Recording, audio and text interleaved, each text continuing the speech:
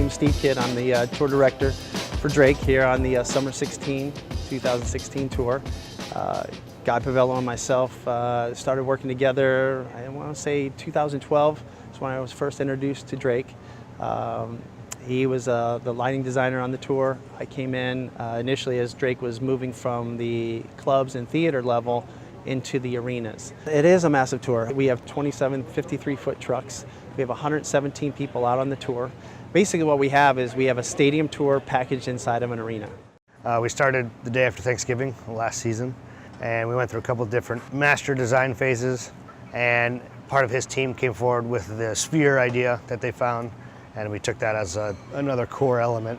There are 780 spheres and winch combinations that work together via the console. We're using a whole bunch of the SolaWash LED fixtures to light from above. The UV ring component actually helps change the tint and the colorization of the ball and what's actually going on within it. And that was one of the bonuses out of it. So that was a good component, but also just the amount of power coming out of the head on the LED side of things. You know, we could off shade and off tint the balls themselves, and they actually look brighter than they would be if there's just the LED that's inside of it.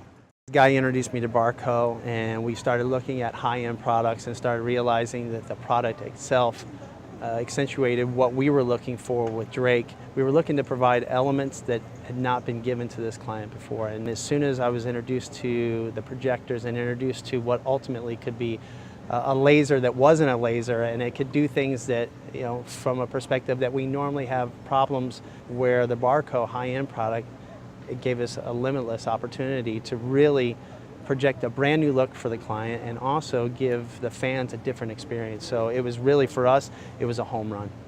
With the projectors, also being able to shoot them straight at us in the room and doing the demo with that, we were able to take video right there and send it straight to Drake and the team, and it was an instant turnaround. We didn't even finish the demo and they were already telling us that that was it, we're definitely using that, don't ask about it again, which was great. So especially like the MMS, because we were able to achieve different imagery that we've been trying to do for a long time. That when we showed them the UV ring and only the UV ring on the LED fixture, they jumped at that as well. And the fact that that broadcast spectrum and is usable as a UV source, which is interesting when we shoot it out in the crowd.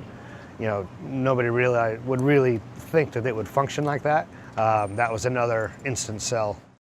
Yeah, when we showed Drake the MMS and the Sola 19 and 37, those were definite instant winners, just in the power category alone, regarding our overall consumption that we usually use, especially with the quantity of fixtures that we've been using. Due to power consumption and not needing it. You could two for them together and you're good to go. You could two for a whole bunch of them together. You're still good to go. And then the amount of output you get compared to a conventional style moving, with the lamp and all that, you don't have to deal with all that. The fans are smaller, they stay cleaner longer. You know, we have an enormous amount of pyro on the show. And of course, every single thing up there is getting dirty. There's no way around it, no matter what you do.